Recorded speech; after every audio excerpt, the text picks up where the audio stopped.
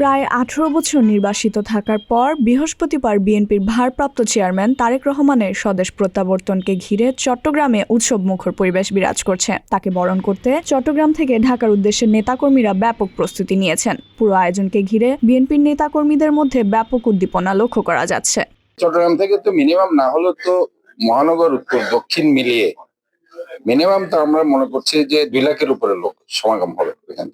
আমরা পুরো একটা ট্রেন নিয়েছি, এর বাইরে বাসে করে যাবে আর পার্সোনাল ভেহিকল এভাবে যাবে, আর ফ্লাইটে তো অত মানুষ যেতে পারে, যারা যাওয়ার ফ্লাইটে যাবে।